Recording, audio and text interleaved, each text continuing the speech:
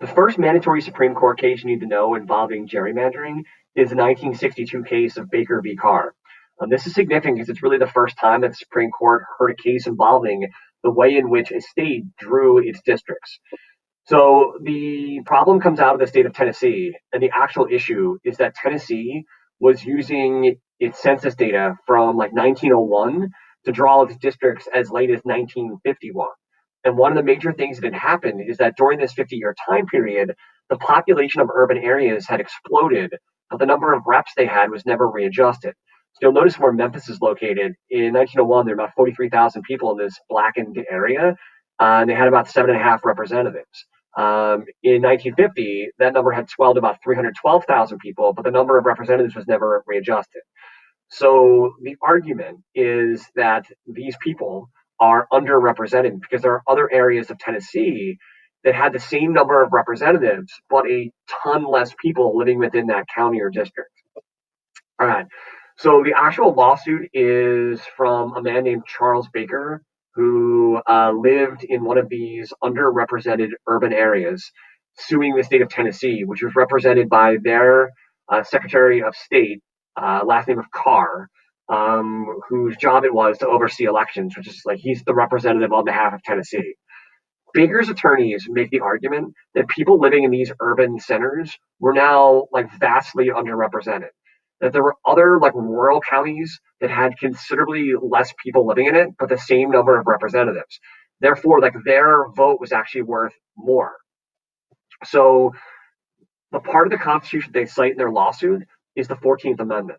As part of the 14th Amendment, there's a little section in there that we refer to as the Equal Protection Clause.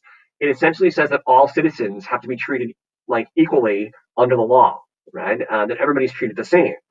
Baker is arguing that because he lived in an urban area and that they were underrepresented, they weren't being treated equally in the eyes of the law. The people living in more rural areas, their vote counted more. So he believes his 14th Amendment rights are being violated. The state of Tennessee argues that this is not a federal government issue. The Supreme Court has no business really ruling on this. States can draw the districts however they want to draw them. His argument also is that there isn't a whole lot of specific guidance in the Constitution regarding the size of these legislative districts, that they have to be drawn fairly. But like fairly is a subjective term. Like it's not very specific. So the fact that Baker is arguing these districts are unfair, like fair is just too subjective of a term. And Carr's argument is that if the voters of the state really disagree with the way that these districts are drawn, they already have a weapon, and that's voting. You can vote out the people that essentially drew these districts. So his argument is that it's really a state issue, and it's not one in which the federal government should really be involved with. The decision of the Supreme Court is 6-3 in favor of Baker.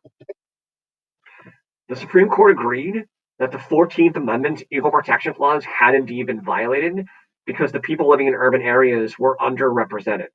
And this established the famous principle of one person, one vote, meaning everybody's vote should count the same, like the translation being that all of these districts have to include roughly the same number of people.